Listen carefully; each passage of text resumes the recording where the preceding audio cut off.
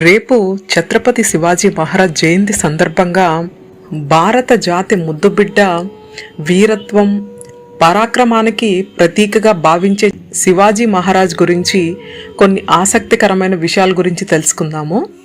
భారతదేశ చరిత్రలో గొప్ప యోధులు సువర్ణ అక్షరాలతో లిఖించబడిన పేర్లలో ఛత్రపతి శివాజీ పేరుకు ఎంతో ప్రత్యేకత ఉంది.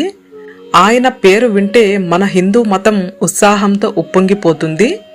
చిన్నతనంలోనే మొఘలుల దాడుల్లో హిందూ మతం అంతరించిపోతుందని, వారితో యుద్ధంలో ఓడిపోయి అందరూ చేతులెత్తేసిన వేళ శివాజీ మహారాజ్ మండే నిప్పు కనికలా దూసుకొచ్చారు. మొఘల రాజులతో ఎంతో వీరోచితంగా పోరాడారు.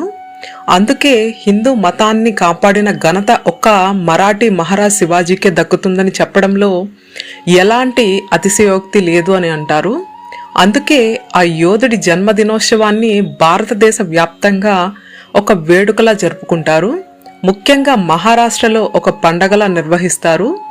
క్రీస్తు శకం 1630లో ఫిబ్రవరి 19వ తేదీన మహారాష్ట్ర పూణే జిల్లాలో ఉన్న జనార్లోని శివనీర్ కోటలో జిజియాబాయి షహాజీ దంపతులకు శివాజీ జన్మించారు. ఆయన తల్లి క్షత్రియ వంశీయురాలు. శివాజీ పుట్టక ముందే పుట్టిన వారంతా చనిపోవడంతో ఆమె శివపార్వతులను పూజించగా శివాజీ క్షేమంగా ఉన్నాడని, దీంతో ఆయనకు శివాజీ అని పేరు పెట్టారు.